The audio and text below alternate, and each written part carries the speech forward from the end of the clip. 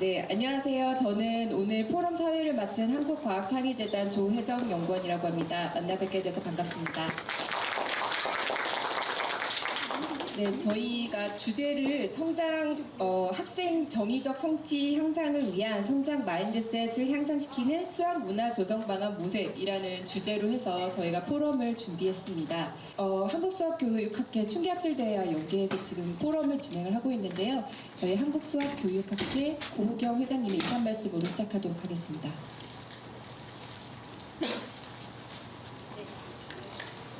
안녕하세요. 처음 뵙겠습니다. 한국수학학회 회장을 맡고 있는 아주대 고우경입니다. 이렇게 굉장히 중요한 주제로 포럼을 개최해 주신 한국과학창의재단에 먼저 감사의 말씀 드리겠습니다. 저도 이 성장 마인드셋 관련 한국과학창의재단에서 주도한 연구에 참여한 바가 있는데요.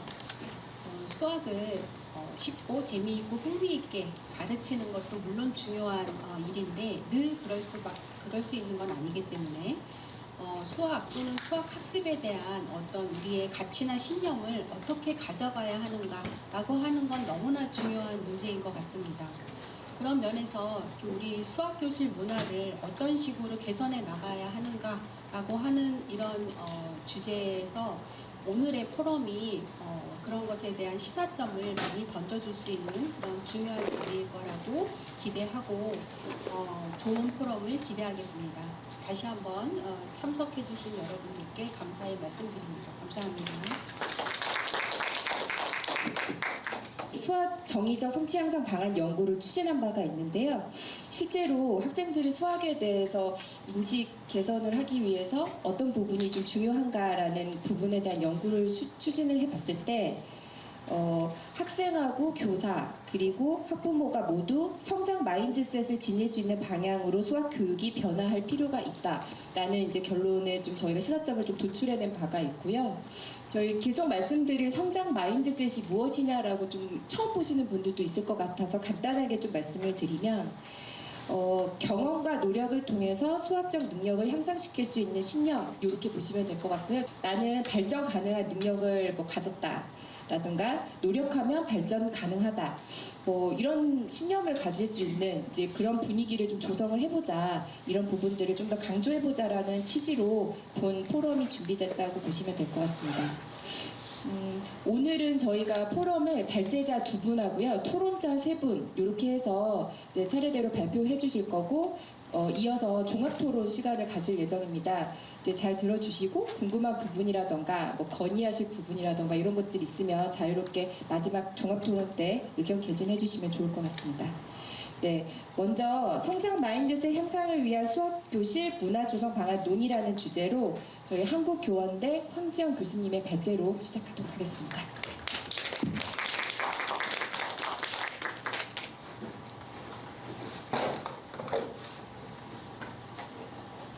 네, 안녕하십니까. 교원대학교 황지현입니다. 제가 심한 감기에 걸려가지고 지금 상태가 별로 안 좋습니다. 그래서 죄송하지만 마스크를 쓰고 이렇게 발제를 진행을 하도록 하겠습니다.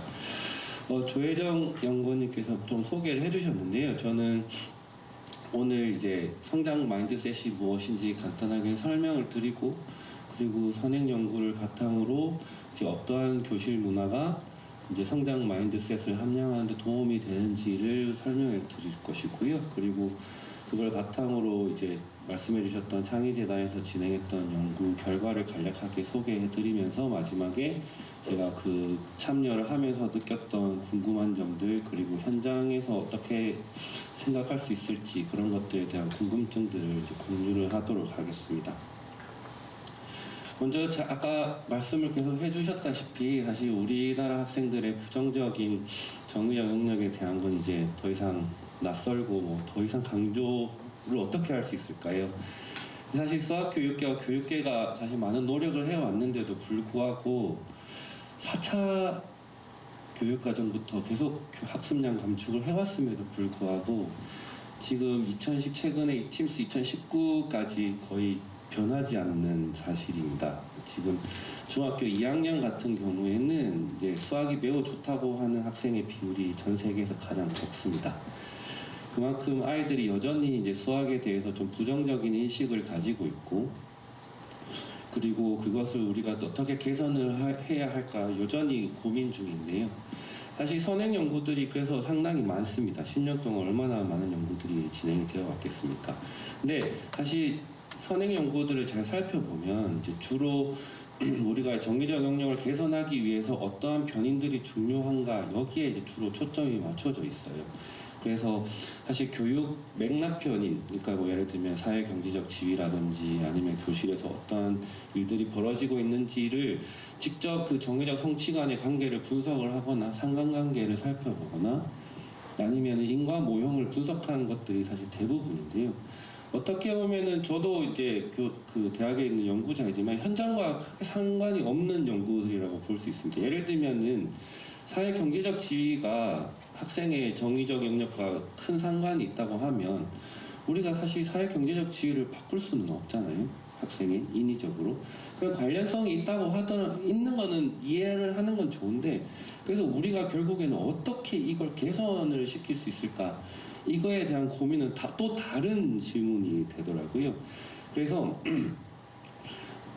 창의재단에서 그때 이제 고민을 했던 게, 그러면은 이거를 바꾸기 위해, 사실 지금 뭐 제가 알고 있는 다른 과학교육 쪽에서도 결국에는 신념이라고 하는 것이 직접적으로 교실에서 어떤 그런 교수학습과 관련된 의사결정이나 학생들의 행동이나 이런 것들에 직접적으로 반영이 된다기보다는 뭔가를 거쳐서 반영이 된다고 보는 그런 연구들이 있는데, 사실 우리도 여기 이제 창의재단에서 시작했을 때 정의적 영역을 향상시킬 수 있는 어떤 징검다리 같은 역할을 하는 것으로 이제 성장 마인드셋이라는 것을 고려를 하였습니다. 그래서 성장 마인드셋을 어떻게 합력시킬 수 있을까, 그리고 그 어떤 수학 교실 문화가 필요할까에 대해서 이제 연구를 진행을 했고, 이제 이에 대해서 좀 공유를 해드리고자 합니다.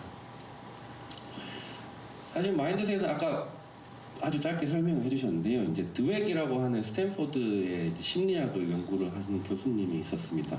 1990년대에 이거를 이제 Implicit Theory of Intelligence라고 해서 이제 지능에 대한 암묵적 이론이라고 해서, 사실 스탠포드면은 굉장히 유명한 대학이잖아요.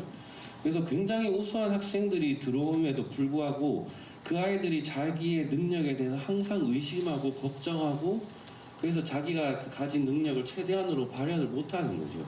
그래서 이런 현상에 이제 관심을 가지고 드웩이라는 교수님께서 이제 재해신을 한 게 2006년에 처음으로 이제 이 용어를 썼는데 마인드셋이라는 책을 냅니다. 그래서 여기서 이제 마인드셋은 뭐냐면은 이 왼쪽에 보시면은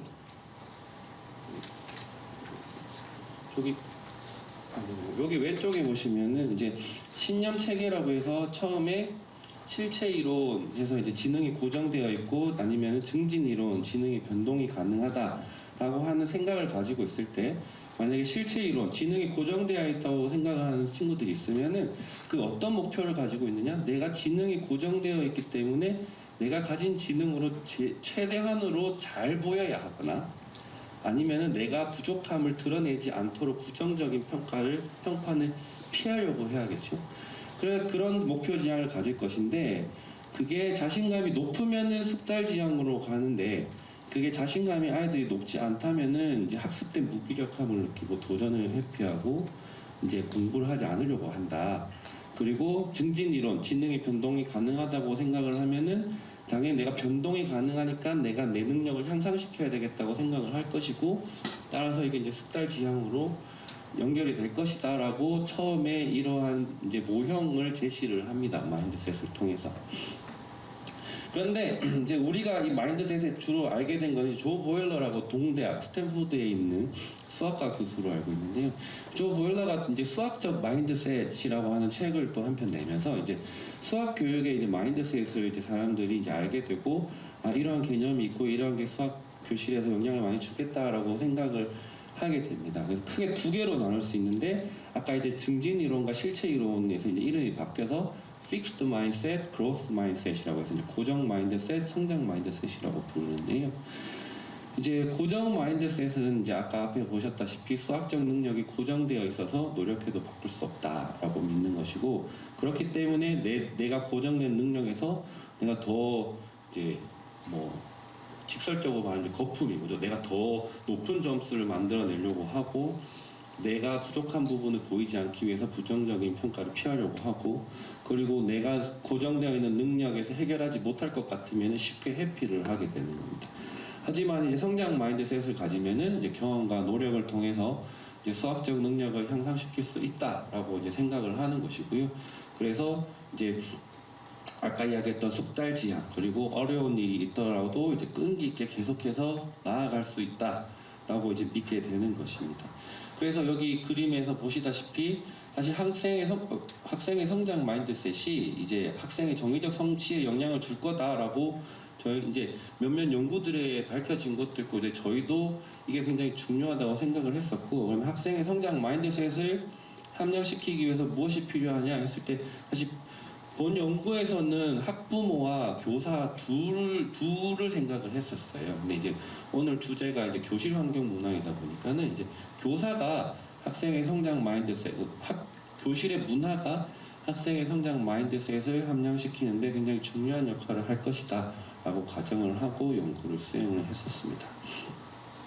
사실 선행 연구들이 생각보다 많은 연구들이 이제 성장 마인드셋을 함양하기 위해서 어떠한 교실 환경이 필요한가에 대해서 이제 많은 논의들이 있는데, 첫 번째 이제 아까 말씀드렸던 조 보일러 같은 경우에는 이제 노력에 대해서 칭찬을 하고, 그리고 다양한 방식으로 이제 자기의 생각을 표현할 수 있고 창의적으로 생각해 볼 수 있는 내용을 제시를 하고, 그리고 수학적 표현을 여러 가지 수학적 표현을 사용하도록 하고, 그리고 다양한 교구의 활용, 그리고 다른 사람의 주장을 이해하고 타당성을 판단하며 질문을 만들 수 있게 하고, 학생이 실수를 두려워하지 않도록 하고, 그다음에 뭐 실패했을 때 전략을 조정할 수 있도록 이렇게 동기를 부여하는 이제 그런 교실 환경이 학생들의 성장 마인드셋을 함양하는데 도움이 될 것이다라고 연구를 통해서 주장을 했습니다. 그리고 드웩이란 분이 더 오래됐다고 했잖아요. 물론 이제 조금 더 예전 연구이긴 한데 드웩도 몇몇 이제 제시를 합니다. 근데 사실 이제 이분들은 수학에 이제 특화된 제안이기보다는 좀 더 일반적인 교육적인 전체 측면에서 이제 제안을 하는 것인데, 여기 보시면 이제 실수에 대한 오류, 실수에 대해서 이제 주로 설명을 하고 있는데, 학생들이 하는 실수가 사실 정상적인 부분이다. 그러니까 맞고 틀리고 또 중요하긴 하지만 실수라고 하는 게 내 성장의 과정이다 라고 하는 것을 강조하는 것이 중요하고요. 그리고 빨리빨리 하는 것보다는 이제 깊이 있게 할 수 있는 것을 격려하도록 하고, 그 다음에 여기 아까 말씀드렸다시피 실수하는 것은 학습의 과정에 있다. 그리고 너가 지금 스스로 두뇌를 적극적으로 변화시키고 있다라는 것을 학생들에게 직접적으로 강조를 하고, 그리고 다양한 방법을 수용하고 여러 가지 방법을 찾고 오류들을 감지하고 그에 대한 대안을 찾도록 하고, 그리고 사실 아이들이 내 답이 틀리면은 그걸 공개하는 걸 되게 꺼려하거든요. 사실 그거는 우리나라뿐만 아니라 제 경험상 미국이나 해외도 똑같습니다. 하지만은 실수를 발견을 했을 때 이걸 토론의 장에 내놓고 그래서 그거에 대해서 이야기를 하는 그런 교실 환경이 학생들의 성장 마인드셋을 함양하는 데 도움이 될 것이다 라고 선행 연구에서 밝혔습니다. 그리고 조 보일러가 뒤에 한 번 더 이제 몇몇 추가하는데, 여기는 이제 조금 더 평가 쪽에 좀 더 초점을 맞춘 제안들인데, 보시면은 이제 단순히 그냥 문제를 풀기보다는 학습하는 영역의 문제에 대해 다시 생각해요. 반성을 하는 게 중요하고, 그리고 진척도, 그리고 다양한 의견이나 피드백을 주는 것이 중요하며, 이미 하고 있는 거라고 할 수도 있겠지만은 부분 점수나 다양한 관점에서의 점수도 부여하는 게 좋겠고, 그리고 정의적 영역의 측면에 대해서 자기 자신을 되돌아보고 평가해보고 성찰해볼 수 있는 기회를 제공하는 게 중요하다라고 제안을 했습니다. 그리고 그 중에서 이제 가장 최근에 나온 이제 외국 분이신데요. 이 JRME에 실린 논문인데, 사실 이거보다 훨씬 더 많습니다. 이제 분량상 제가 이 두 개만 가지고 왔는데 이제 분류하기와 규범 정하기라는 카테고리가 있고 engaging in mathematics와 그 다음에 마지막에 이 assessment가 있었을 겁니다. 거기에서 이제 어떠한 그 교수 활동이 이제 성장 마인드셋을 함양을 시키느냐. 사실 저는 이제 처음에 이걸 봤을 때 제 생각과 달랐던 게 이제 기대 부분인데요. 저는 사실 성장 마인드셋을 가지려면 학생마다 다른 기대를 가지고 있어야 된다 생각을 했었거든요. 다르게 성장할 수 있으니까. 근데 이 논문에서는 학생들마다 다른 기대, 내가 이미 학생에 대해서 알고 있는 능력으로 다른 기대치를 설정하는 것이 아니고 모든 학생에게 동일한 기대치를 가지고 수업을 해야 하고, 그리고 고정된 지표, 여기서 이제 고정된 지표라고 부르는 것은 보통 이제 영재 학생, 부진아 이런 고정된 지표를 전혀 사용하지 않고, 그리고 다른 것들은 뭐 여러분들이 보시기에 충분히 이해하실 수 있는 것이고요. 뭐 비교 구조 같은 경우에는 등수나 수학에 대해 1차원적인 생각보다는 어떤 그런 성과에 대해서 범주로 제공을 하거나 아니면 다차원적인 평가. 여러분들 벡터는 크기 비교를 할 수가 없습니다. 벡터로 성적을 주는 거죠. 다차원적으로 평가를 하자 이런 것이고, 그리고 또 한 가지 여기서 이제 강조드리고 싶은 것은 직접적으로 마인드셋을 전달하는 겁니다. 그러니까 암묵적으로 성장 마인드셋을 그냥 길러주는 것이 아니고 너가 지금 성장하고 있다는 거에 대한 분명한 메시지를 계속 전달을 해주는 게 중요하다고 이제 이 선이라는 분께서는 이제 논문에서 주장을 하고 계십니다. 그래서 이러한 논문들을 저희가 쭉 살펴봤고요. 약간 공통된 점이 있고 지금 여러분들이 교실에서 아니면 보거나 직접 하고 계시는 것들도 있을 수 있을 거라고 생각을 합니다. 그래서 이러한 선행 연구를 바탕으로 이제 창의재단에서 많은 걸 물어보고 싶었지만 사실 그럴 여건은 되진 않았고, 이제 그 설문에 굉장히 다양한 문항들을 포함을 시켰지만 여기 보이는 이 네 문항을 통해서 교실의 문화를 파악하고자 하였습니다. 먼저 다양한 방식으로 표현할 수 있는지, 그리고 그런 표현들 간의 관계를 살펴보는지, 오류와 오류에 대한 대안을 찾도록 하는지, 성취 결과에 대해서 학생들의 진척도에 대한 의견의 피드백을 제시를 해주는지, 이 네 개에 대해서, 네 질문에 대해서 이제 동의 여부를 선생님들께 여쭈어봤고요. 여기 초등학교 학생은 대략 500명, 중학교 학생은 1,500명, 고등학교 학생은 약 1,500명 정도 참여를 했고, 교사는 40명, 57명, 74명 이렇게 참여를 했습니다.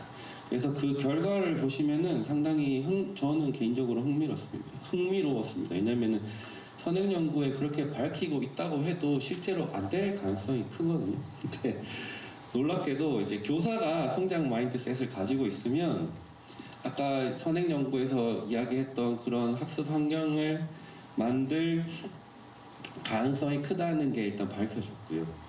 그러면 그런 교수 환경이 이제 여기서 여기는 넘어가는 건 이제 교사에서 학생으로 넘어가는 거기 때문에 굉장히 먼 거리임에도 불구하고 다른 숫자들과 비교를 해보셨을 때 학생의 성장 마인드셋에 유의미한 영향을 주고, 그리고 학생의 성장 마인드셋이 다른 고정 마인드셋이나 다른 기타 신념들보다 굉장히 큰 영향을 정의적 영역에 준다는 것을 이 연구를 통해서 알 수 있었습니다.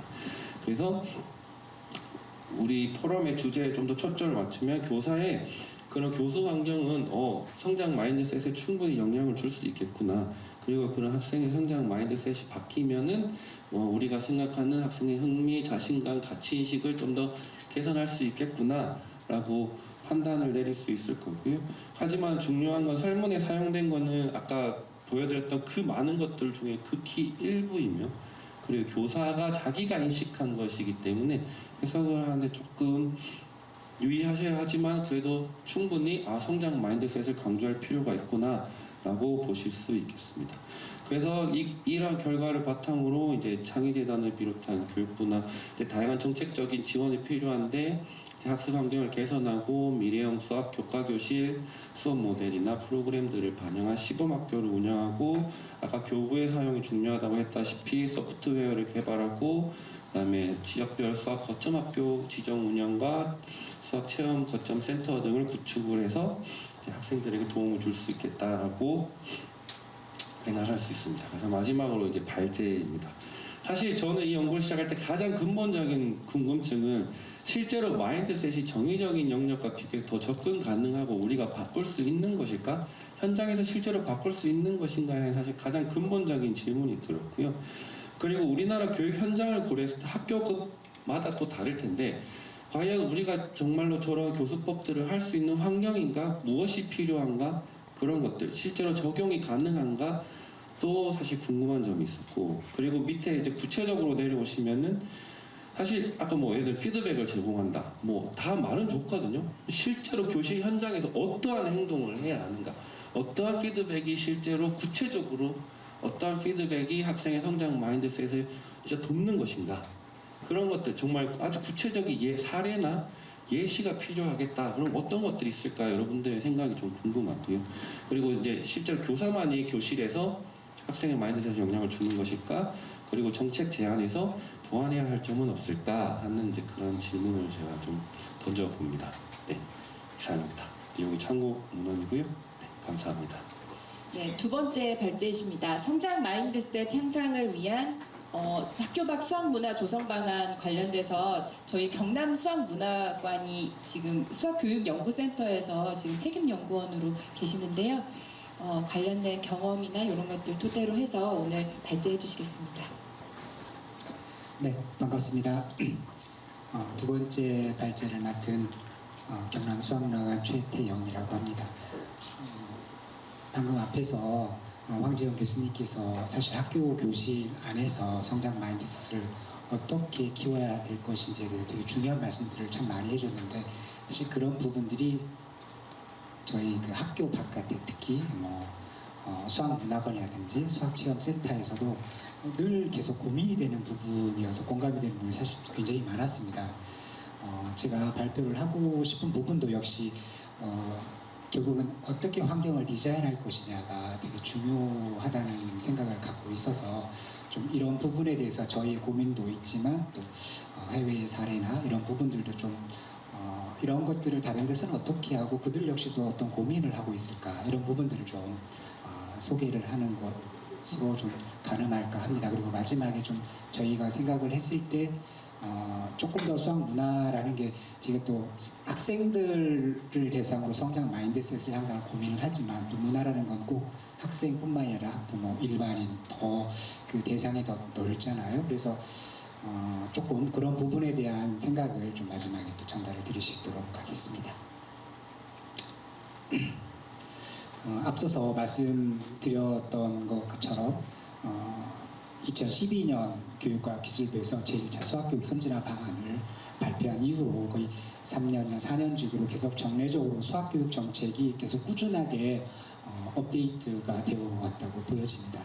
실질적으로 1차 수학교육 선진화 방안의 수학 문화, 수학을 조금 더 내실 있게 수학교육이 이루어지려면 그 토대가 문화적인 어떤 그런 백그라운드가 탄탄해야 되기 때문에 어떻게 보면 초창기에 수학교육 정책 입안을 할 때 그런 부분들을 좀 중장기적으로 고민했었던 것들이 그 안에 문건에 담겼었고 2차 수학교육 종합계획에 조금 더 그게 구체적인 것들이 담기면서 그 이후에 이제 수학의 정의적인 부분들을 좀 개선시키기 위해서는 물론 학교 안에의 여러 가지 활동들은 계속 꾸준하게 그 안에 아주 중요하게 다루고 있습니다. 그렇지만 학교 바깥에서도 하실 수 있는 부분에 대한 요구들이 있었고 이제 그런 어떤 정책적인 지속성들 때문에 전국의 이제 시도교육청에서 이러한 수학의 정의적인 부분들을 좀 개선시킬 수 있는 문화관이라든지 수학체험센터들이 계속 구축해서 운영이 되기 시작을 했던 것 같습니다.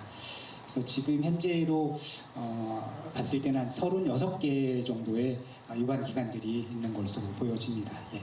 오른쪽에는 이제 수학 동아에서 작년에 이렇게 이제 전국에 이렇게 몇 군데 이런 것들을 수학 문화관이나 수학 체험센터가 있으니 이제 수학 동아를 보는 그 학생들이 좀 이런데 탐방을 해서 수학을 좀 즐길 수 있으면 하는 그런 이미지가 있어서 이제 같이 제시를 해보았습니다. 근데 사실 아까 말씀드렸던 것처럼 저희가 2018년 이후로 쭉 꾸준히 이런 부분들에 대해서 어떻게 물리적인 환경들 이렇게 센터가 구축되어 기관이 만들어지고 프로그램이 조금씩 이제 안착화되어 가고 있는 과정인데 이제 초창기에 경남수학문화관에서 이런 부분들을 같이 관여하면서 고민이 되는 게 우리만 그런 부분에 대한 고민을 하는 것은 아닐 테니 좀 찾아보다 보니 유럽연합에서도 2017년에 메스 스페이스라고 어떤 그런 수학체험 공간 같은 프로젝트를 좀 보시면 5개 유럽에 소재에 있는 우리로 말하면 수학문화관, 수학체험 기관이라고 할 수 있는 그런 약간 비영리 기관들 5군데가 한 2년 정도 협업을 해서 본인들도 유럽의 학생들의 수학적인 능력이 이렇게 많이 좀 부족하니 어떻게 그걸 조금 더 학교 바깥에서 지원을 해줄 것인가. 그러려면 사람들한테 이런 것들이 되게 가치가 있다라고 얘기를 해야 될 거고, 그러려면 우리가 5개 기관들이 제휴해서 어떻게 학교의 교육과정과 학교 밖의 교육과정을 연계해서 수학이 가치가 있고 또 아이들이 수학을 즐길 수 있는 걸 만들 것인지를 좀 시사점을 한번 모색해보고 그 안에 여러 가지 그런 방법들을 또 제안을 담긴 보고서라고 보시면 될 것 같습니다. 그래서 마침 2017년에 나오긴 했지만 그 이후에 좀 알게 되었는데 이제 18년에 경남수학문화 대고 하면서 이런 고민들을 우리만 한 건 아닐 텐데 해서 찾아보니 그런 부분들이 좀 선행으로 되어 있었고요. 그래서 많은 좀 참고가 될 수 있었고, 그래서 그들이 역시 이제 학교 안에서 되는 형식 교육, 저희 같은 경우는 항상 성취 수준이나 학교에서 가르쳐야 될 그런 학년별의 그런 교육 과정이 있지만 아무래도 학교 바깥에서는 그런 부분이 조금 더 그러면 자연스럽잖아요. 그래서 비형식 교육 입장을 가되 어떻게 학교의 그런 교육 과정을 좀 보완해서 갈 수 있을까, 이런 고민들이 안에 보고서에 좀 담겨 있었던 것 같습니다. 그래서 그런 것들을 또 함께 같이 이제 고민해 보는 것도 필요할 것 같아서 말씀을 좀 드리도록 하겠습니다. 그래서 앞서 교수님과 또 조혜정 연구원님께서 말씀하셨던 것처럼 또 저희가 문화관에서 여러 가지 프로그램들이 진행이 될 때 사실 이례적인 프로그램들도 참 많고 컨텐츠 하나가 상당히 초등부터 고등 심지어는 좀 전문적인 분야까지 충분히 소화할 수 있는 부분들이 참 많았던 거예요. 그러면서 어떻게 역시 탐방하는 사람들한테 이런 부분을 어떻게 전달해 줘야 될 건지, 과연 그들이 무엇이 변화가 되는지 이런 것들을 굉장히 고민을 했었는데 뭐 여러 가지 많은 자료 중에 있는데 그 중에 이제 아까처럼 성장 마인드셋, 특히 조보일러 교수님이 그 그룹들 스탠포드 그룹이 이제 예를 들면 학생들을 대상으로 방학 때 캠프를 한 달간 한다든지, 그래서 굉장히 조금 더 몇 회기에 걸쳐서 학생들의 변화를, 정의적인 변화를 이렇게 보고 했던 것들을 좀 알 수 있게 되었어요. 그래서 그런 부분들을 경남수학문화관에서 운영되고 있는 또는 이런 수학체험센터 운영되고 있는 프로그램에 어떻게 이렇게 연관을 좀 지을 수는 없을까, 이런 것들을 좀 고민을 해보고 있었고, 이제 그런 과정들을 지금 아직도 겪고 있는 것 같습니다. 또 다행히 이 조보일러 교수님 그룹에서 이렇게 웹사이트에서도 보면 다양한 그런 시도들을 계속 온라인에 이렇게 공유하고 있고, 아마 지금 사이트 들어가면 6천만 명 이상이 지금 현재는 방문이 된 걸로 알고 있는데, 그래서 좀 그러한 것들이 꼭 우리 안에서만 벌어지는 게 아니라 국외에서도 또 수학교육 연구자 그룹에서도 이런 것들이 좀 계속 일어나고 있는 상황이다, 이렇게 보여집니다.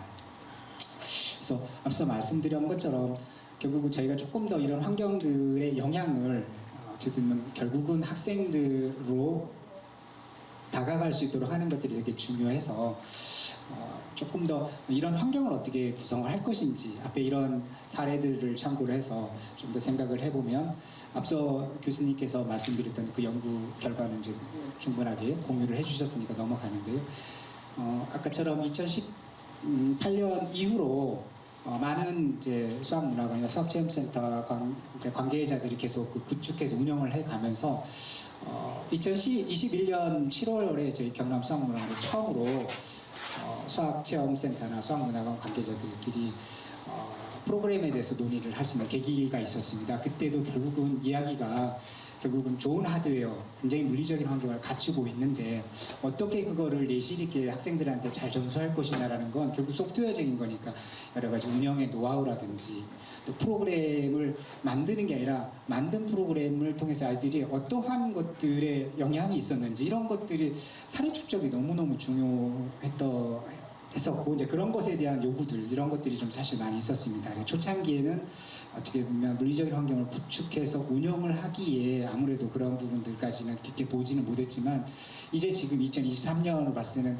전반적으로 한 3, 4년 정도 이런 것들이 운영되고 있기 때문에 이제 그런 내실화를 조금 더 외부에서 기해야 된다는 이런 이제 관점들도 있고 그런 부분에서 저희가 자유롭지는 않기 때문에 그런 것들을 좀 고민을 해야 된다라고 하고서는 그 이후에 사실은 조금 더 그런 게 좀 체계적으로 됐었으면 하는 요구들이 있었는데 아쉽게 좀 그런 게 정례적으로 있지는 못했었습니다. 어떻게 보면 이런 포럼이 그런 부분에 대해서 조금 더 같이 고민해서 갈 수 있는 방향이 될 수도 있을 것 같습니다.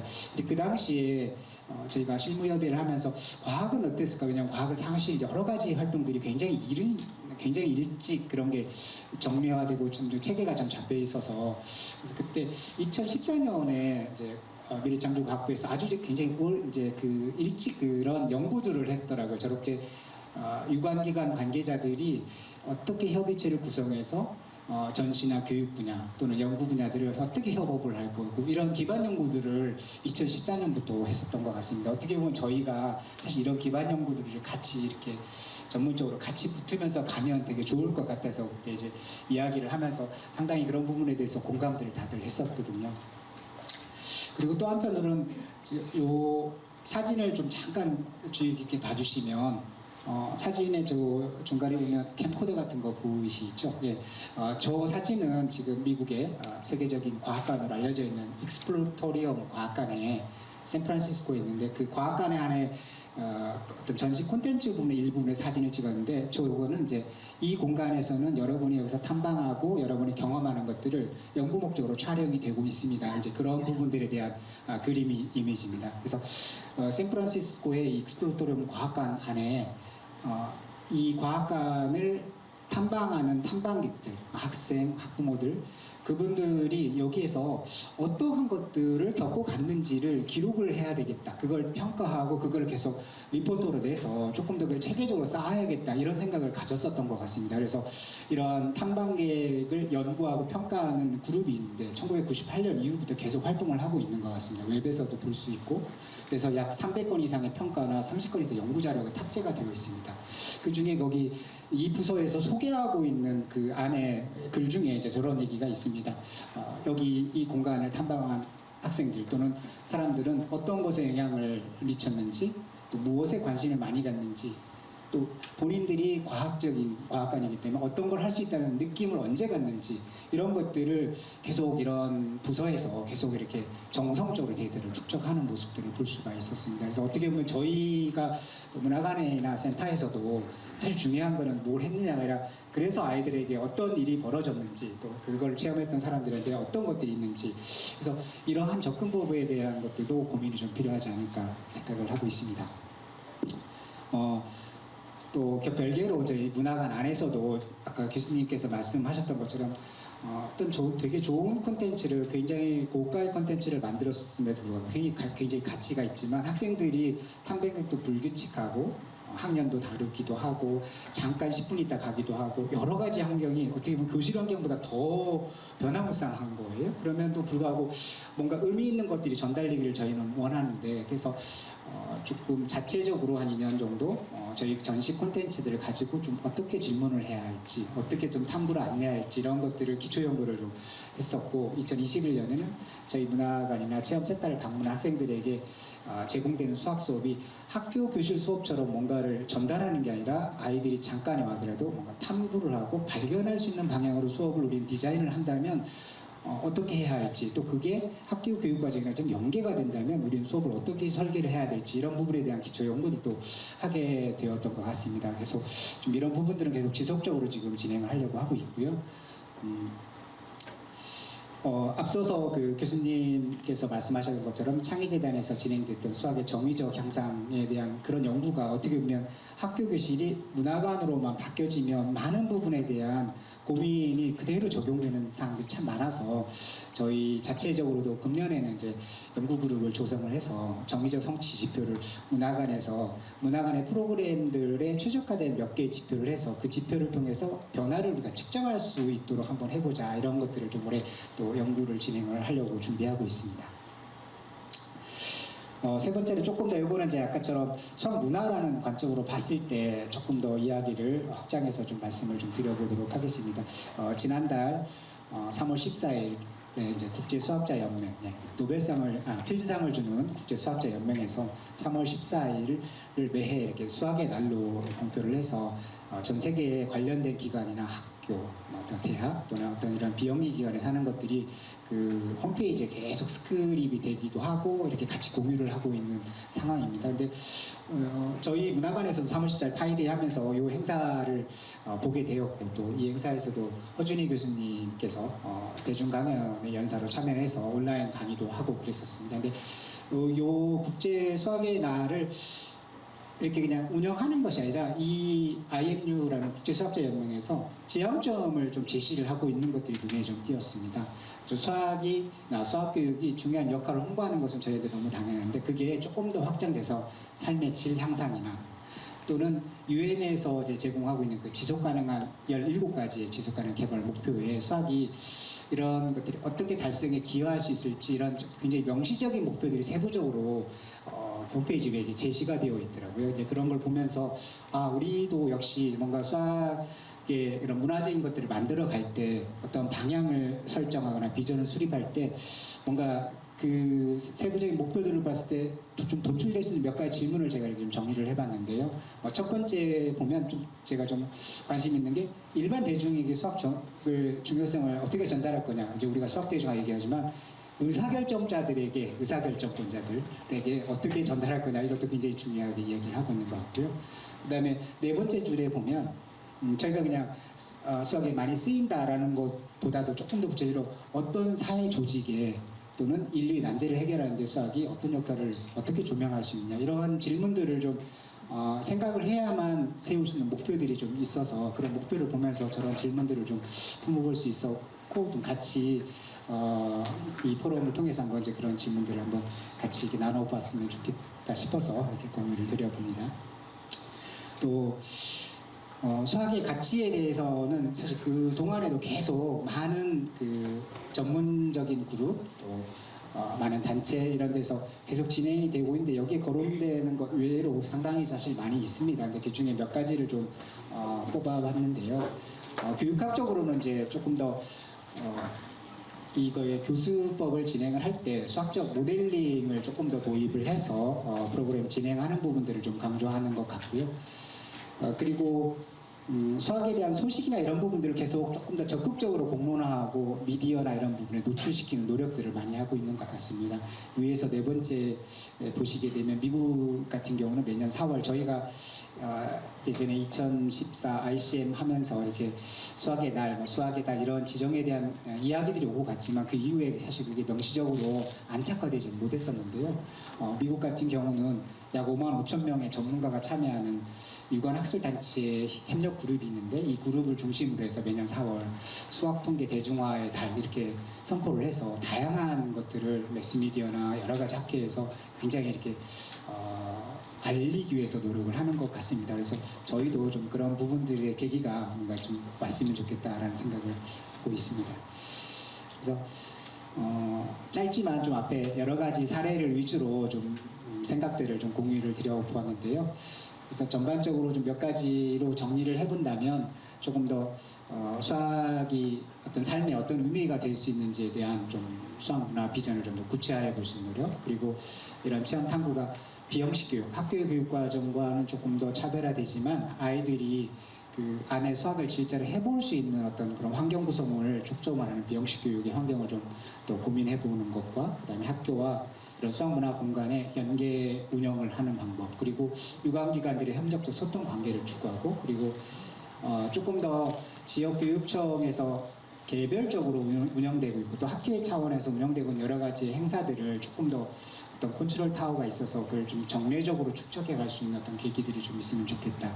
그리고 마지막으로 사실 중요한 건 근데 이런 수학 문화라는 게 아까처럼 콘텐츠가 굉장히 가치 중립적인 것 같아요. 이 콘텐츠는 딱 초등학교 학생에 맞아, 이 콘텐츠는 중학교에 맞아가 아니라 이 콘텐츠가 개발돼서 어떻게 중간에서 해설 강사나 또는 이런 콘텐츠를 양산하는 전문가 또는 교육자가 어떤 식으로 중간에 이걸 재가공해서 전달하느냐에 따라서 이 콘텐츠의 가치가 굉장히 많이 달라서 사실 이게 좀 아까 학교 안에서 그걸 가르치는 것만큼 이건 또 더 많은 변화의 가능성이 좀 있는 것 같아요. 그렇지만 상당히 쉽게 축적되기는 쉽지 않아서 이런 부분들에 대한 것들도 계속 좀 장기적으로 이런 생태계를 좀 구축하는 것들이 좀 필요하지 않을까. 그래서 좀 이상 몇 가지로 좀 이런 방안에 대한 이야기를 공유드려 봅니다. 네, 감사합니다.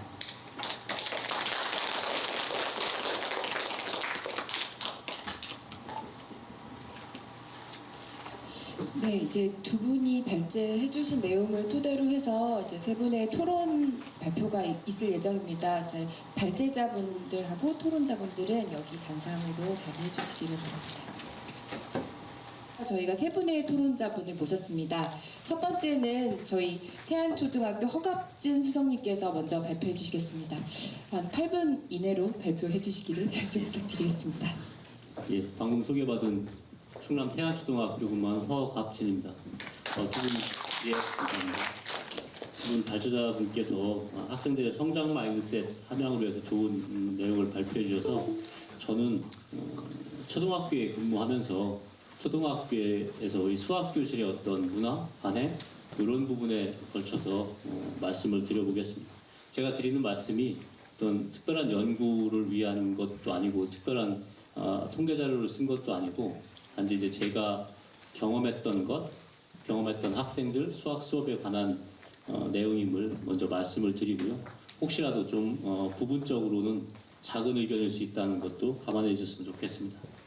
이미 어느 정도는 알고 계시겠지만 학교에서 초등학교에서 특히 교과별로 흥미도를 조사하면 수학 교과가 가장 낮은 축에 들고요. 그거를 극복하기 위한 여러 가지 방안들을 노력하고 있는 게 사실입니다. 그중에 특히 정의적 영역은 많이 지적을 오랫동안 받아왔고 해결하기 위한 노력을 하고 있는 과정이기도 합니다. 제가 생각하는 수학 수업에서 문화의 관행이라 그러면 부정적으로 세 가지를 먼저 들었는데요. 하나는 학생들이 틀리는 것에 대한 두려움이 과도하게 크다라는 생각입니다. 틀릴 수도 있고 아까도 잠깐 교수님께서 말씀해 주셨지만 틀리는 것은 실수하는 것인데 틀리는 것을 과도하게 봐서 잘못된 것이다, 창피한 것이다 이렇게 바라보는 학생들이 많고요. 그건 어쩌면 학교에 들어오기 전에 가정에서 문화적인 것도 있는 것 같습니다. 그래서 예를 들면 어떤 학생이 자신이 한 것이 틀렸어라고 말을 듣는 순간 가리거나 아니면 지우거나 아니면 아무도 모르게 막 칠해버리거나 그러는 것이죠. 결국엔 그 틀렸다라고 하는 것은 개념을 다시 한번 되짚어 볼 수 있는 좋은 기회인데 그런 것들을 이제 제끼고 나가니까 아쉬운 부분입니다. 이 부분들을 조금 더 긍정적인 방향으로 틀어봤으면 좋겠다는 생각이고요. 그러려면은 결국 사실은 틀렸다 맞았다라는 게 엄밀하게 보면 존재하지는 않는 것 같아요. 맞는 건 있지만 틀리는 건 맞아가는 과정일 수도 있다라는 생각입니다. 연관지어서 또 하나는 아직도 수학 시간에 답을 과도하게 추구한다라는 생각을 하고 있는데요. 일반적으로 답을 학생들이 맞추면 그 다음은 사고 활동이 멈춥니다. 또 하나 제가 관찰한 바는 어떤 학생이 답을 맞추면 나머지 학생은 그 답을 맞추는 그 과정만 생각한다는 거죠. 자기가 이제까지 생각했던 건 다 멈추고 그래서 그 답보다는 답 이외의 것, 자기 생각들, 답 이상의 것들을 좀 추구했으면 좋겠다는 그런 생각이고요. 그래서 가장 좋은 문제는 답이 없는 문제인 것 같아요. 답이 없으면 가장 많은 생각을 할 수 있다는 생각이고요. 쉬운 문제보다는 어려운 문제를 학생들이 더 많이 생각을 하게 하잖아요. 답에 대한 과도한 집착은 좀 버렸으면 좋겠다. 물론 이게 우리의 어떤 교육의 체제 문제에서도 쉽지 않은 부분이긴 하지만 좀 열어두고 다양한 생각들을 이해를 폭을 좀 넓혔으면 좋겠다는 것이고요. 또 하나는 많은 지적들을 하고 있죠. 그런데 아직도 해결되고 있지 않은 부분이 수학 시간이 생각하는 즐거움을 얻기보다는 문제 푸는 고통을 주지 않을까 하는 부분이죠. 물론 이게 생각하는 즐거움과 문제를 푸는 고통의 차이에 적당한 선을 우리는 수학 수업에서 필요로 하겠죠. 문제를 풀어가는 과정도 꼭 필요하니까. 그런데 간혹 우리나라의 수학 교육을 비판하는 측면에서 3학년 분수 단원 이런 걸 비판할 때 그런 얘기를 합니다. 분수 수업하면서 피자 2번 자르고 문제는 20개 풀게 한다고. 그러니까 조금 더 계산하는 고통보다는 생각하는 즐거움을 많이 줄 수 있는 그런 것이었으면 좋겠고요. 원고에서도 잠깐 언급했는데 6학년에서 원의 넓이를 구하는 부분이 나오는데요. 측정이잖아요. 측정 부분, 생각하는 즐거움을 느껴야 되는데 혹시 이게 학생들한테 두 자릿수 소수의 곱셈을 푸는 과정으로 인식되는 것은 아닌가. 그런 부분들을 조금 더 수업에서 고려해 봤으면 좋겠다는 생각입니다. 그래서 좀 아쉬운 부분이긴 하지만 꼭 그런 일이 일상적으로 일어나진 않아요. 그런데 가끔 수학 수업에서 이 문제 다 풀면 보드게임 하게 해준다. 이런 말들이 있는데 그 문제가 시사하는 바가 크다고 생각을 합니다.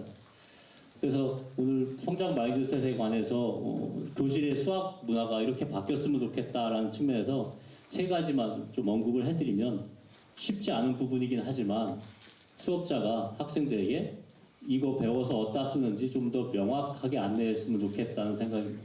쉬운 부분은 아니죠. 곱셈 부분은 왜 외워야 되는지, 분수는 배워서 어디다 쓰는지, 원의 넓이는 배워서 무엇 때 쓰겠다는 것인지 이런 부분들은 수업자가 학생들한테 전달하는 것은 꽤 어렵습니다. 수업자가 만족하는 정도에서 전달이 아니라 학생을 수업 안으로 끌어들일 수 있을 만큼 얘기를 해줘야 된다는 생각인데요. 3학년 학생들한테 물어보면 분수에 대해서 얘기하는 분은 담임선생님밖에 안 계세요. 바깥에서 분수를 쓰지도 않고 집에서 엄마가 밥을 3분의 1만 먹으라고 하신 적도 없고 선생님만 하시는 거죠. 근데 이거 배워서 어디다 쓰냐는 거죠. 시험 보는 거 말고 다른 곳에 쓸 수 있는 그 유용한 것을 학생들에게 설득시켜야 된다라고 생각을 합니다.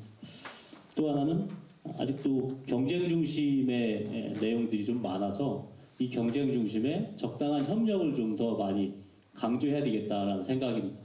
이기고 지는 것, 아까 맞고 틀리는 것처럼 이기면 재밌고 지면 재미없는 게 아니라 저도 그 과정에서 즐길 수 있도록 협력의 내용을 조금 더 넣었으면 좋겠다는 거고 협력의 내용을 어떻게 넣을까 하다 보니까 저는 이제 그런 쪽을 자주 하는데 학생들 간의 의존 관계를 엮어주는 거죠.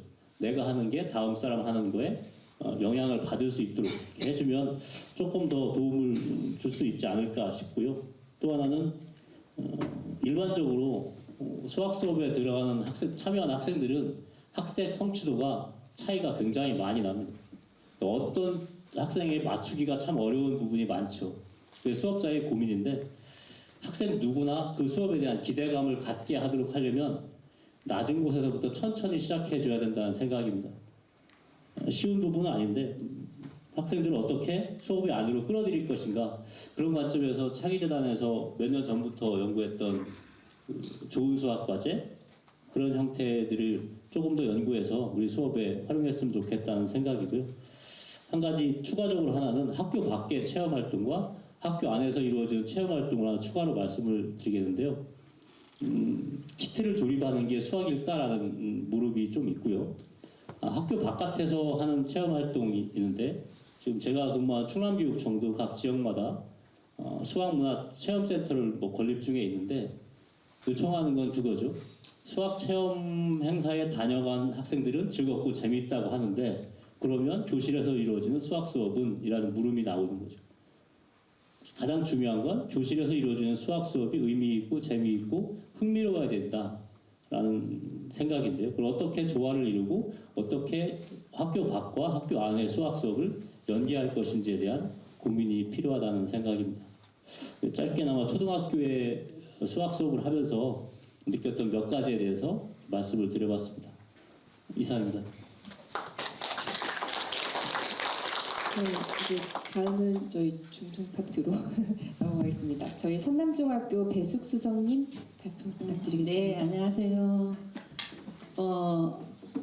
학교의 모습은 어제하고 오늘을 비교해 보면 늘 일상이 반복되는 것처럼 그리 다르지 않지만 10년, 20년 더 나아가서 30년 전의 교실 모습과 지금의 내 교실의 모습을 비교해 보면 많이 변했음을 발견할 수가 있죠. 이렇게 신압으로 변해가는 것인데요. 시대의 변화에 따라서 교실 속의 아이들도 바뀌었고 정책이나 지원 또는 수업이나 평가 또한 그 흐름 속에서 많이 변화되어 왔는데 이러한 변화 속에서도 팀스 2019 결과는 여전히 수학 교육에 대한 숙제를 우리에게 던져주고 있습니다. 그래서 높은 수학 성취도에 비해서 낮은 정의적인 영역에 대한 고민이 그동안 수학계의 많은 노력에도 불구하고 우리나라 학생들의 그 정의적 성취에 대해서 이전에 비해서 나아지지 않았다고 하는데 실제 학교 현장은 많이 변했습니다. 그래서 문제풀이식 교육 그리고 과도한 반복적인 학습 그리고 경쟁 위주의 교육 환경 등을 개선하기 위해서 수학 선진화 방안이 발표되고 나서요. 학교에 수학 나눔 학교라는 것이 생겼습니다. 그리고 수학을 나눈다는 게 어떤 의미인지 그 수학 나눔 학교가 생기면서 학교 바깥에서도 학부모들도 관심을 가지게 되었고 학교 내에서는 학교 현장 그리고 교사 그다음 교실 수업에 관심을 기울이게 되었고요. 덧붙여서 자유학기제가 시행이 되면서 다양한 수학 체험 활동들이 수업 속에서 이루어지면서 푸는 수학에서 보고 만지는 수학 그리고 즐기는 수학을 아이들이 경험하게 되었다고 말하고 싶습니다. 그래서 1995년부터 이제 4년 주기로 시행되는 이 팀스 결과에 따른 그 보도 내용을 접하면서 현재 교사로서 지속되는 이런 반복된 결과 그래서 도대체 평가 문항이 어떻게 이루어졌을까 그리고 정의적인 특성에 대한 질문이 도대체 어떻게 이루어졌길래 이런 결과가 나올까 하는 데 대한 궁금증이 되게 있었는데요. 이 팀스를 분석하는 팀에 함께 할 기회가 있었습니다. 그래서 공개된 문항에서 이제 성취 수준별 대표 문항을 보니까 우리 교실에서도 중학교 2학년들이 충분히 높은 수준의 뭐라고 해야 되죠? 성취가 나올 거라고 이제 예측할 수 있었고요. 근데 이제 정의적 특성에 대한 문항을 보면 나는 수학을 매우 잘한다. 나는 수학을 공부하는 것이 즐겁다. 수학을 배우는 것이 일상생활에 도움이 된다고 생각한다. 라는 문항들이 있었습니다. 그랬을 때 우리 아이들이 그렇다라고 긍정적으로 대답할 아이들이 몇 명이나 될까? 지금 아이들은 시험에서 한 문제 틀렸다고 그 교실 사물함 뒤쪽에 가서 쭈그리고 울고 있는 아이들이 여전히 있거든요. 그리고 가장 많은 시간을 수학에 투자하면서도 여전히 자신감이 부족한 아이들이 많은데 나는이라는 문구를 우리 눈으로 바꾸면 좀 어떨까? 또 설문 문항을 좀 더 다르게 워딩한다면 다른 결과는 나오지 않을까라고 생각을 했습니다. 왜냐하면 동서양의 문화 차이도 있고 잘하는 것에 집중하는 것과 못하는 것에 집중하는 그런 문화의 차이도 분명히 이 설문 결과에 어떤 영향을 미치지 않았을까라고 생각하고요. 덧붙여서 변하지 않는 또 하나는 학교에는 여전히 수학 교실을 찾아보기가 힘들다는 것이죠. 그러니까 저 역시 수학 교실에서 수업을 해본 경험은 2년뿐입니다. 근데 수학 교실이 있다가 없다가 보니까요, 이 물리적인 환경의 중요성 또는 필요성이 너무 크게 와닿았는데요. 현재 많은 학교에는 과학실, 기술실 해서 특별실들이 많이 있지만 수학 교과실이 있는 학교는 거의 없는 실정입니다. 그래서 아이들이 쉽게 수학을 접할 수 있고 수학을 보고 만질 수 있고 수학을 즐길 수 있는 환경에 노출된 아이들은 당연히 수학 수업에 대한 기대도 높겠죠. 그래서 좋은 기자재나 체험 도구가 없어도 벽면에 부착된 그 수학자 연대기만으로도 아이들은 수학적인 사실이 하늘에서 뚝 떨어진 것이 아니고 수천 년 동안 많은 수학자들이 호기심을 가지고 왜라고 질문을 하고 그 질문에 답하기 위해서 연구하고 고민하는 과정을 통해서 이게 새로운 생각들이 이론으로 정리된 것임을 아는 거죠. 그래서 수학 교실에서 우리가 배우는 교과서 속의 수학자들을 늘 마주하게 되고 그리고 자신의 학습 결과물들을 이 부착물을 통해서 또 이제 아이들하고 서로 공유하는 이런 기회를 가지게 되니까 이런 것들은 분명히 수학 수업을 풍성하게 하는 어떤 출발점이 된다고 생각합니다. 그리고 수학도 알아야 재미가 있거든요. 그래서 아이들이 몰랐던 것을 알아내는 그 알림의 기쁨, 그 기쁨을 찾아가게 하는 곳이 수학 교과실이었다고 감히 말씀을 드리고 싶습니다. 그래서 교실 밖에서 지금 교육청 소속으로 운영되는 수학문화관이나 그다음 수학체험센터가 지어지는 것도 아주 반길 일이지만 그 이전에 일상의 학교 생활 속에서 수학을 가까이서 접하게 해줄 수 있는 한 칸의 수학 교실이 그리고 지금 선진화 방안으로 추진되고 있는 그 지능형 수학 교실이 우리 중학교에도 구축될 것을 제가 기대를 하겠습니다. 그리고 물리적인 환경과 더불어서 이제 교실 문화도 되게 중요한데요. 아이들의 성장 마인드셋을 함양시키기 위한 출발은 이 신념이나 느낌, 뭐 즐거움 이런 것들은 사실 눈에 보이지 않는 거잖아요. 그래서 이러한 출발은 관계 맺기에서 시작한다고 봅니다. 그래서 저는 이제 어린 왕자를 되게 좋아하는데 여우와 어린 왕자가 길들이는 것처럼 수학 교실 문화를 만들기 위해서는 그 길들임의 시작이 교사가 중심에 있다고 생각을 하고요. 왜냐하면 이 학교마다 그 환경이 너무나 다르고 아이들의 여건도 너무나 다른데 그 학습자의 여건을 파악하고 교육과정을 재구성해서 내 앞에 있는 아이들이 어떠한지를 파악하고 이 아이들 속에 있는 무한한 잠재력과 다양한 가능성에 불을 붙이게 할 사람이 바로 교사이기 때문인 거죠.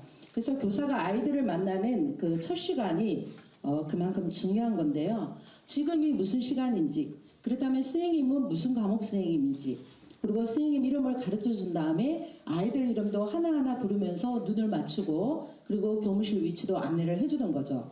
그런 다음에 교과서의 머리말을 같이 읽으면서 수학을 왜 배우는지, 어떻게 공부해야 하는지에 대한 그 배움의 의미를 나누고 교과서 앞쪽에 있는 사례를 살펴보면서 우리가 1년 동안 배울 내용을 한번 확인을 해보는 거죠. 그리고 교과서에 이름도 쓰고 수업 OT를 통해서 수업 속에서의 기대사항, 그리고 노트 필기하는 방법, 그리고 수업 규칙을 함께 세워나갑니다. 그래서 구체적으로 한 차시의 수업 속에서는 아이들이 모르는 것을 편하게 질문하고 서로 가르칠 수 있고 배울 수 있도록, 그리고 풀이 과정을 항상 이렇게 수학이라고 하면 이렇게 푸는 것에 우리가 되게 집중을 하는데 말로 설명을 해보기를 되게 권장을 합니다. 근데 아이들은 질문하기를 되게 두려워하거든요. 근데 사실 어른도 그렇지 않나요? 우리가 모르는 것도 이렇게 대화를 하다 보면 이렇게 알게 되는 경우가 있는 것처럼 수업 속에서 아이들이 학습 내용을 연결을 짓고 그다음 맥락을 찾게 하고 그러면서 배움의 유용성을 발견할 수 있도록 수업 분위기를 조성해서 궁극적으로는 아이들이 수학에 대한 자신감을 가질 수 있도록 노력하고 있습니다.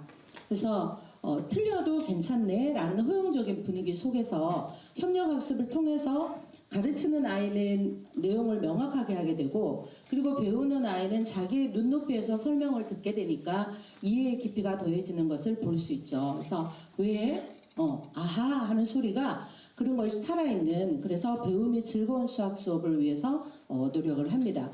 그럼에도 불구하고 배움을 확인하는 평가에서는 여전히 평가가 주는 불안과 실패 그리고 실수에 대한 두려움이 아이들 속에 있죠. 그래서 아이들이 다양한 방법으로 문제를 해결하고 실수와 오류를 찾아내고 수정하는 과정에서 서로 협력하게 하고 학습으로서의 평가가 될 수 있도록 이제 즉각적인 피드백을 제공을 해서 모두가 100점 맞는 형성평가를 실시하고 있습니다. 그런데 이제 모두가 100점 맞았는데요. 학교 45분 동안의 수업에서는 괜찮은데 이어지는 학원에서의 2-3시간의 수업 그리고 집에서 부모님과의 관계까지는 교사가 관여할 수 없는 한계가 분명히 존재하는 거죠. 그래서 학생의 성장 마인드셋 향상은 가르치는 것이 아니고 실수를 허용하는 분위기, 잘해도 못해도 함께하는 교실, 그리고 서로를 존중하는 교실 문화 속에서 체득되어지는 거라고 생각을 합니다. 무엇보다 교사가 방향성과 현장성의 차이를 가장 잘 이해하고 재해석해서 실천하는 존재이기 때문에 교사들의 마인드셋이 중요하다고 생각을 합니다. 아이들이 작은 성공의 경험들을 쌓아갈 수 있도록 격려하고 지원해야 하겠죠. 무엇보다 자녀의 성장을 위해서 함께 가야 하는 그 학부모님들의 적극적인 지지, 신뢰, 그리고 교사가 지속적이고 또 일관적으로 이런 실천에 주력할 수 있는 학습 환경, 그러면 이제 학급당 인원과 교권, 그다음 학습권 보호 이런 말들이 나오겠죠. 이런 문화가 조성이 되고 교사를 존중해주는 교육 정책, 그런 속에서 우리 모두가 교육에 대해서 기대와 또는 설렘 이런 것들을 가질 수 있을 것이고 수학 교실 문화가 조성될 수 있을 거라고 생각합니다. 감사합니다. 네, 다음은 저희 수학자 관점으로 바라본 저희 성장 마인드셋 향상을 위한 수학 문화 조성 방안에 대해 토론자 발표해 주실 아주대학교 수학과 저희 최수영 교수님이십니다. 네, 안녕하세요. 네, 아주대학교 최수영입니다. 저는 이제 수학자라고 소개해 주셨는데요. 사실 제가 요즘 어디 가서 제가 수학자라고 스스로 소개를 하면서 시작을 하면 좀 발표가 좀 더 많아지고 있는 것 같습니다.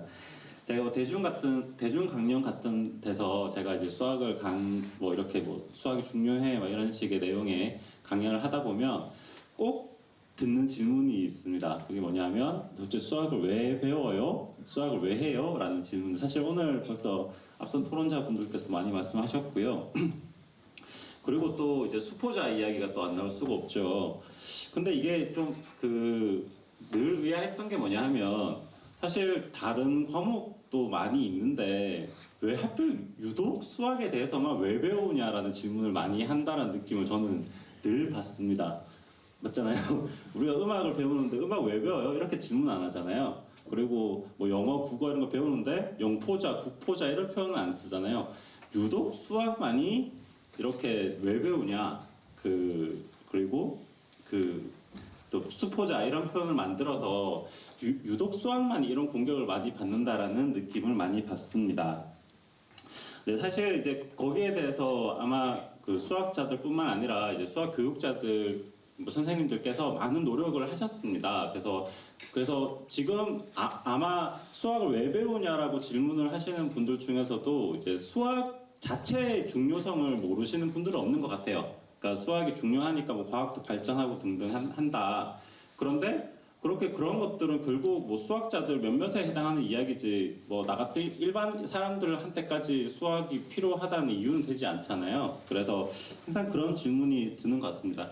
근데 사실 이제 수학을 왜 배우는지에 대한 이유는 되게 명백하죠. 그러니까 수학이라는 게 굉장히 체계적인 학문이라서, 그리고 이제 대학 이후에 공부를 하려면 어떤 학문으로 공부를 하든지 간에 이 수학적인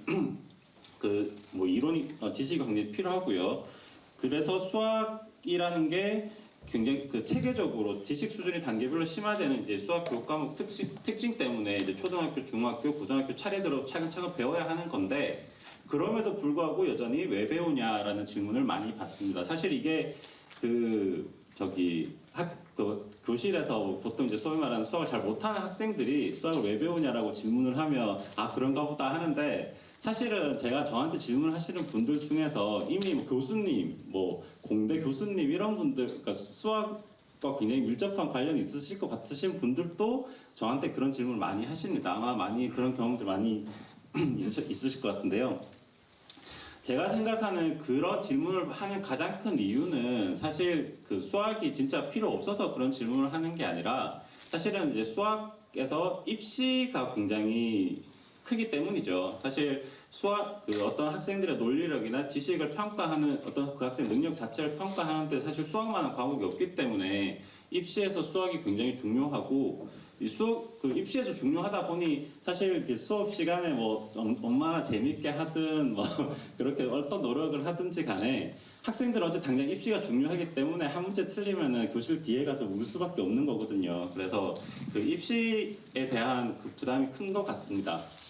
근데 사실 입시에 대한 문제는 쉽게 해결할 수 있는 문제가 아닙니다. 이제 입시라는 거는 누군가를 합격시키기 위한 어떤 정책적인 정치적인 어떤 하나의 범위이기 때문에 누군가가 합격하면 누군가는 떨어져야 되는 그런 상황이라서 어쩔 수 없이 그 평가를 하기 위해서는 문제가 어려워질 수밖에 없고 문제를 꼬을 수밖에 없고 그러니까 학생들은 또 문제를 꼬아지 문제를 뭐 수학 자체가 재밌고 그런 걸 떠나서 막 그 꼬여진 문제를 풀기 위한 경쟁을 해야 되고 그러니까 그만큼 더 부담은 커지고 이 저기 그 수학 포기하고 수학에 대한 어려움을 그렇게 갖는 것이 아닌가 이런 생각이 듭니다.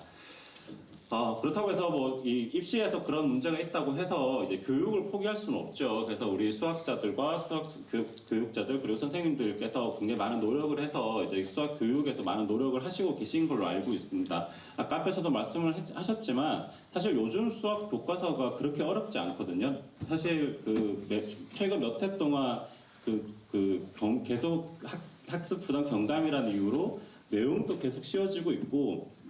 저도 최근에 교과서 집필을 계속 하고 있지만 요즘 수학 교과서 보면 너무너무 재밌어요. 항상 재밌는 이야기 나오고 이 수학이 왜 필요한지에 대한 실용성에 대한 것도 늘 포함이 되어 있습니다. 근데 제가 그렇게 그런 것들 너무 이렇게 계속 하다 보니까 요즘 이제 마지막에 어떤 생각이 드냐 하면 요즘 교과서들이나 학교 교실에서 이렇게 오히려 들여다보면 이 수학을 왜 배우는지에 대한 대답을 사실 그 질문 자체는 입시 때문에 오는 질문인데 이 교육에서 그거를 대답을 하려다 보니 계속해서 수학을 재미있고 수학이 필요하기 때문에 수학을 공부해야 돼. 약간 이렇게 흐른다는 느낌을 계속 받고 있습니다. 그러니까 그래서 저희 교과서를 쓰고 있는데 교과서 매 단원마다 그 단원에 필요한 내용들이 나중에 수학 어떤 기술이 어떻게 쓰이는지에 대한 그런 것들을 계속 소개를 하거든요. 사실 그런 소재 찾는 데 시간을 굉장히 많이 쓰고 있는데 그런 것들이 진짜 수학 교육에서 필요한가 하는 생각이 오히려 들 정도로 그런 생각이 듭니다. 뭐 그렇다고 해서 뭐 단기적으로 수학 내용이 쉬워지거나 실용적을 강조한다고 해서 뭐 수학 문제가 해결되느냐 그것도 아니잖아요. 사실 오늘 같은 포럼이 있는 이유도 여전히 해결이 안 되기 때문에 그런 포럼이 벌어지는 것이고 그래서 학교에서 최근에 제가 조사를 해본 바에 따르면 학교에서 수학을 얼마나 가르치냐 이런 조사를 했었거든요. 근데 중학교 같은 경우에서 80수를 수업을 하게 되어 있는데 그리고 학교에서 20% 정도는 자율적으로 할 수 있다고 알고 있어요. 그래서 근데 조사를 실제로 해봤더니 실제로 각 학교에서 7시간 정도밖에 수업을 안 하고 있는 것으로 조사가 되었습니다. 그 말은 무슨 말이냐 하면 학교에서는 뭐 내용도 너무 쉬워지고 너무 재밌어지고 하니까 더 이상 가르칠 게 없는 거예요. 근데 학생들은 입시에서 계속 해야 되니까 입시에서 해야 되니까 그 학교에서 못 배우는 내용을 오히려 학교에서 학교 밖에서 사교육에서 배우는 약간 그런 현상이 좀 이어지는 게 아닌가 하는 생각이 들었습니다. 그래서 오늘 제가 수학자의 관점에서 좀 이런 문제에 대해서 그러니까 해결 방법이 없을까 말씀을 드리기 위해서 이 성장 마인드셋이라는 게 결국은 그거잖아요. 결국은 뭐 이 능력이라는 게 정해진 게 아니고 계속해서 향상시키기 위한 그런 마음이나 노력 같은 것들이 이제 성장 마인드셋이라는 건데 사실 이제 그 성장 마인드셋이 가장 잘 드러나는 게 사실은 수학 그 자체입니다. 수학에서는 앞에서도 많이 말씀하셨지만 어려운 문제에 도전하고 계속 뭔가 틀린 것과 상관없이 계속해서 그 어려운 문제에 도전하는 그 자체가 사실은 성장을 할 수 있는 그런 기회를 주게 됩니다. 제가 올림피아드를 오래 했었는데 이제 올림피아드에서 처음에는 대부분 학생들은 부모님한테 손 끌려서 이제 시험을 보거든요. 우리 애가 영재라는 걸 입증하기 위해서 수학 시험을 보게 되는데 그 중에서 살아남는 이제 학년이 올라갈수록 제일 마지막에 살아남는 학생들은 결국은 그 안에서 계속 어려운 문제를 계속해서 푼 학생들입니다. 그러니까 이 얘들의 뭐 시험 문제를 계속 주고 뭐 동기를 주고 이런 것보다는 어쨌든 수학에서 성장 마인드셋을 살리려면 더 어려운 문제 도전하고 더 이렇게 도전 의식을 불어주는 그게 중요한 게 아닌가 하는 생각이 들었습니다. 그런데 사실 최근 교육에서는 특히 공교육에서는 수학이 너무 어려우면 안 돼라는 이유로 계속해서 교육과정 빼고 특히 용어 빼고 그리고 교육과정 위배라는 표현이 있잖아요. 교육과정 위배가 대학 같은데 제가 지금 입학처장인데 교육과정 위배가 가장 무서운 말이거든요. 저희가 입시 문제를 냈는데 교육과정 위반에 걸리면 저희 학교 정원이 감축된다거나 하는 그 정도로 페널티가 클 정도로 굉장히 무서운 말이라서 그 학교 현장에서 그 학생들한테 어려운 문제를 주는 걸 오히려 두려워하는 그런 분위기가 형성이 된 게 아닌가 하는 생각이 조금 들었습니다. 그래서 이제 좀 지금까지 굉장히 많은 노력을 해서 이제 수학이 충분히 쉬워지고 재밌어지고 학생들에게 동기를 부여하는 뭐 그 수학 문화관이나 수학 교실이나 이런 것들도 사실 더 만들어져야 되겠지만 이미 좀 그것도 많이 만들어져 있다고 생각을 할 수 있습니다. 그래서 지금쯤이면 한 번 정도는 너무 쉽게 가려는 방향이 아닌가. 수학 본연의 과목적인 특징에 맞게 조금 어려운 문제를 도전해야 되는 게 할 수 있는 기회를 학생들에게 뭐 예를 들어 올림피아드나 뭐 교내 경시 대회라든가 아니면 학교 수업 시간에 뭐 더 어려운 문제를 푸는 학생들에게 칭찬을 해주는 그런 문화라든가 그런 노력을 한 번쯤은 고민해 봐야 되는 게 아닌가 하는 의견을 드리겠습니다. 이상입니다.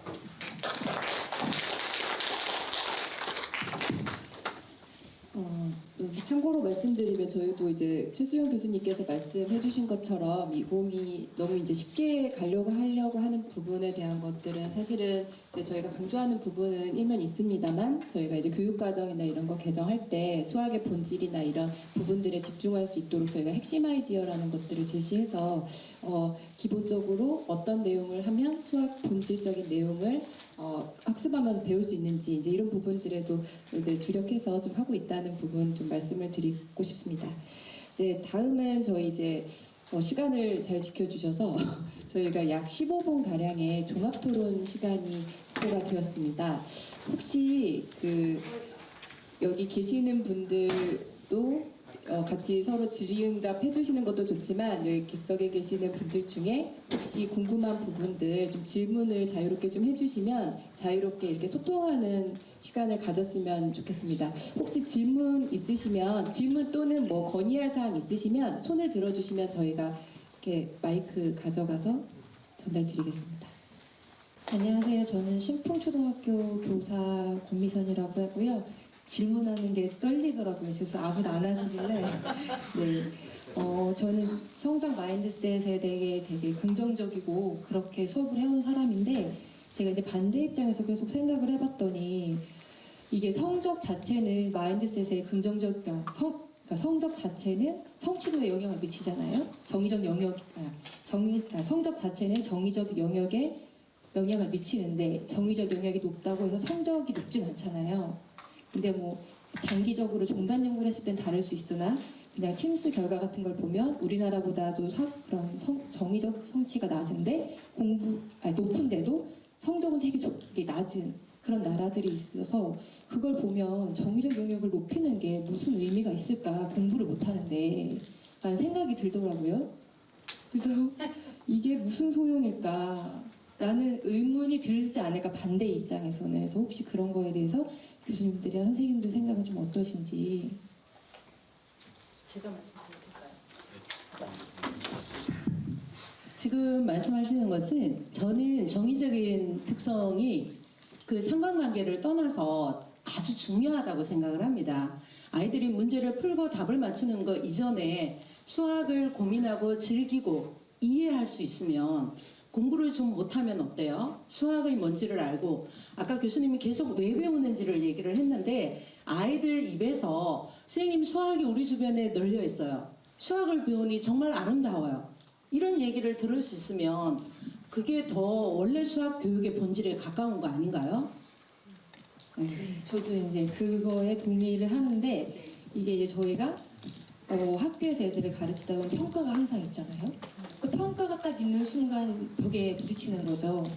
그리고 그 평가를 하는 순간 아이들도 벽에 부딪히고 그리고 저희 아이들은 저는 정말 그런 성장 마인드셋으로 계속 저희 집에나 제가 가르친 애들을 키워왔는데 이제 대학 입시가 다가오니 특히 우리나라는 일찍 결정되잖아요. 20살에 학부로. 네가 서울대냐, 네가 뭐 어디대냐 이렇게 딱 결정이 나는데 우리 애가 성적이 낮더라도 긍정적인 수학 마인드를 가지면 엄마는 오케이야란 마음이 막 왔다 갔다 하는 거예요. 그래서 이게 교사로서도 그렇고 부모로서도 그렇고 이 마인드셋은 우리가 이제 성적 같은 거 바로 해서 하는 거는 즉각적이지만 이런 정의적인 건 강력하지만 시간이 걸리잖아요.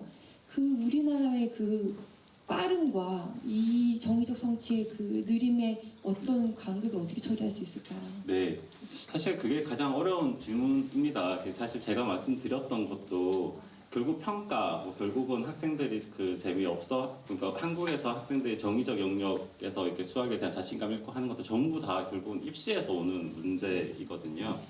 근데 그 입시에서 오는 문제는 사실은 수학이라는 과목이 그 입시에 절대적인 영향을 미치는 이상은 어느 정도는 염두에 둬야 되는 부분이라는 거죠. 근데 그래서 이런 논의를 할 때 사실은 그런 입시 때문에 오는 문제와 이제 수학 교육적인 목적을 가지고 학생들의 수학 실력을 향상시킨다는 목적을 가지고 하는 얘기는 조금 분리를 할 필요가 있을 것 같습니다. 그래서 보통 우리가 수학 교육에서 그 정의적 영역으로 그 수학 강조하는 이유는 사실은 수학 성적을 높이기 위함이거든요. 그러니까 수학을 좋아하고 어떤 또 굉장히 심화에 있는 문제에 노출이 됨으로써 학생들이 그런 수학에 대한 그 즐거움을 알게 되면 자연스럽게 수학 실력이 향상되고 그 이후에 그 교육적인 관점에서 긍정적인 효과가 있을 수밖에 없습니다.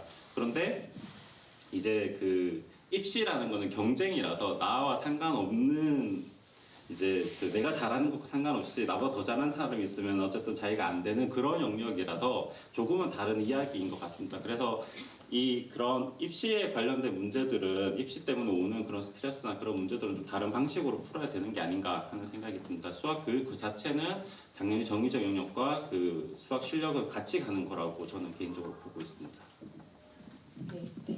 네, 동의합니다. 저희 딸이 아주대 영재교육원 시험을 봤을 때 2차에서 떨어졌거든요. 1차까지. 근데 제가 느끼고 나도 다른 엄마들처럼 달달달달 시켰어야 되는데 성장 마인드셋을 키운다고 이 생각이 들어서 정말 현실적인 고민과 해서 한번 여쭤봤습니다. 저도 정말 적극 감사합니다. 그리고 현장 교사로서 지금 예비 교사들이 있어서 말씀드리면 우리가 수학 포럼이나 수학에 대해서 얘기할 때 입시를 얘기하면 그 다음에 할 말이 없어요, 사실. 그렇죠? 그런데 그렇다고 해서 중학교 1학년 교실 수업을 고3 교실 수업처럼 해야 된다고 혹시 생각하시는 분 계실까요? 없으시죠? 그래서 그런다고 고3 교실 수업을 중학교 1학년처럼 할 수는 없는 거죠. 그래서 중요한 것은 우리 앞에, 교사 앞에, 내 앞에 앉아있는 아이들이 어떠한가에 따라서 이 아이들에게 맞게 교육과정을 재구성해서 아이들이 이왕에 공부하는데 근데 공부를 즐겁게 하신 분이 계세요? 즐겁지 않아도 우리는 해야 되는 막중한 책임이 또 있지 않아요? 그렇죠? 근데 당연히 해야 되는 것을 즐기면서 하면, 이해를 하고 하면 훨씬 더 효과나 수업이나 내용 면에서도 이게 풍성해지지 않을까라고 생각하는 거죠. 그래서 수학 입시가 늘 고3이 늘 이렇게 들리긴 하지만 그런다고 해서 중학교 1학년 교실 수업이 고3 수업하고 같아야 된다고는 생각하지 않습니다. 잠시만 한 말씀 먼저 드리고 하겠습니다. 성장 마인드셋 관련해서 제가 갖고 있는 생각은 교사가 학생한테 성장 마인드셋을 줄 수 있는 노력하는 칭찬도 중요하지만 가장 좋은 건 학생이 알아가는 기쁨을 느끼는 거고요. 내가 성취했다는 뿌듯함을 느끼는 게 가장 크죠. 그래서 제 생각에는 입시보다는 그 학생의 일생 전체를 보면 내가 성취했다는 그 뿌듯함이 조금 더 많아졌으면 하는 그런 생각입니다. 그러면 조금 더 수업에 대한 흥미도 재미도 있지 않을까 그런 생각입니다.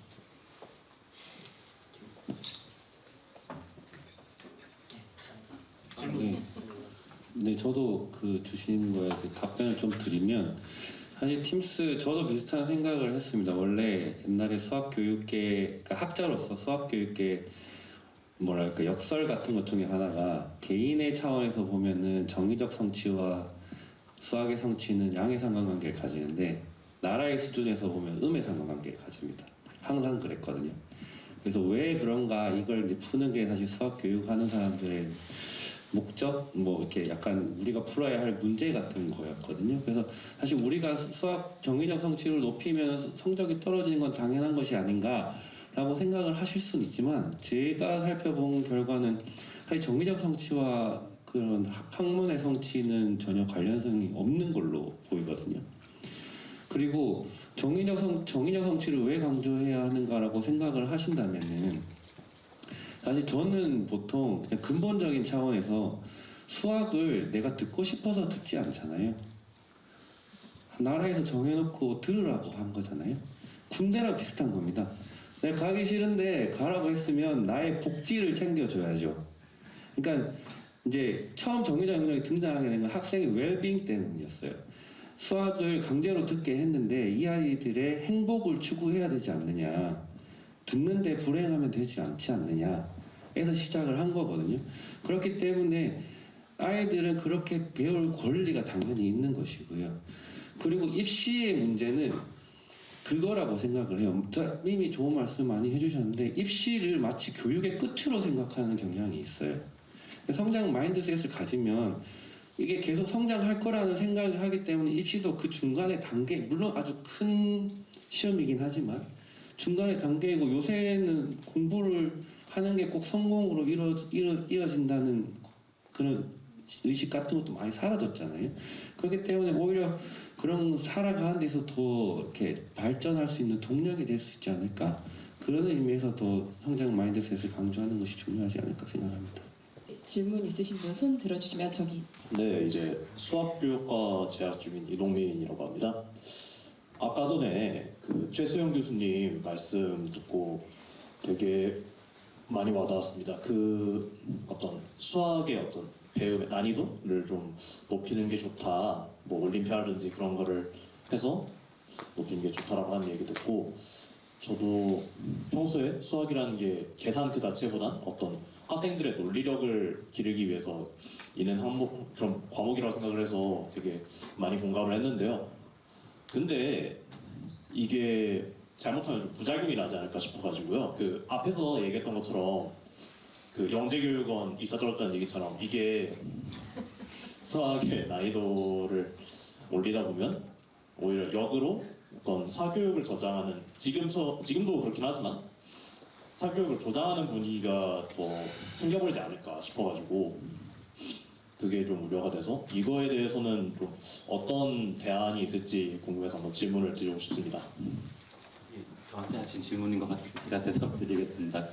질문 너무 감사드립니다. 사실 시간이 좀 짧아가지고 말씀 다 못 드린 게 있었는데 이 핑계로 다시 한번 좀 말씀드리도록 하겠습니다. 그 사교육 사실 이제 가장 많이 이제 걱정하시는 게 이렇게 문제들이 난이도가 어려워지고 하면 사교육이 더 심화되지 않을까 하는 이제 우려가 있는데 사실 교육 과정을 쭉 살펴보면 물론 그 교육 과정이 계속 쉬워지다가 이번에는 좀 그런 본질적인 것들에 대해서 좋아졌다라는 건 동의를 하고요.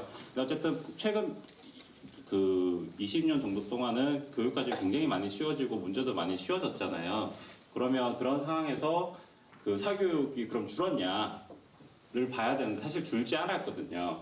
사교육이 오히려 더 늘어나고 얼마 전에 기사는 사교육이 사상 최대를 기록했다고 하는 기사도 이번에 나왔었는데 그 제가 말씀드리고 싶은 거는 이제 그렇습니다. 이제 사교육 문제는 계속 제가 입시와 교육을 분리해야 된다 이런 주장을 좀 말씀을 드리는데 사교육은 사실은 입시랑 관련된 거라서 그 사교육이 무서워서 사교육비 증가하는 게 무서워서 공교육을 오히려 축소를 시키면 그게 더 국가적으로나 학생들의 그런 능력에 오히려 안 좋은 영향을 미친다라는 게 사실 제가 드리고 싶은 말씀입니다. 사교육비는 당연히 적당히 억제를 해야 되고 조절을 해야 되는 게 맞지만 사교육을 공교육이 더 쉬워진다거나 뭐 문제를 더 쉽게 낸다고 해서 사교육이 절대 없어지지 않습니다. 사교육은 어쨌든 입시 때문에 생기는 것들이라고 보기 때문에 그래서 저는 그 사교육 문제를 그러니까 그 문제가 공교육이 더 어려워진다고 해서 사교육이 더 올라갈 것이다라는 데는 저는 동의를 하지 않습니다.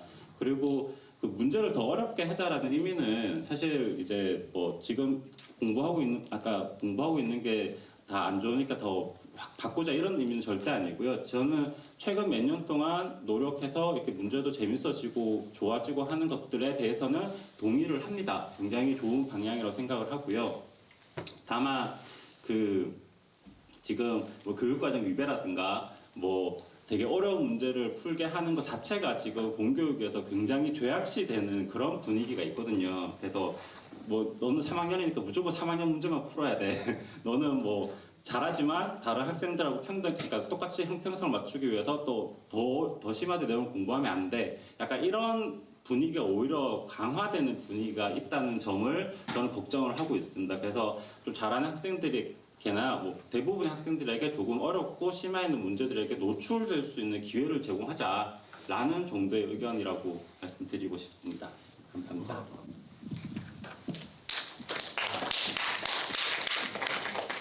네, 이제 시간이 다 되었는데요. 혹시 마지막으로 혹시 이 말은 꼭 하고 가고 싶다라던가 뭐 꼭 질문을 하고 싶은 궁금한 부분이 있으면 네, 마지막으로 그럼 질문 듣고 마무리하겠습니다.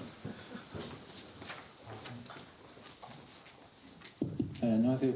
전주시 인문계에서 고등학생 가르치고 있는 교사인데요. 최소영 교수님께 좀 질문 드릴게요.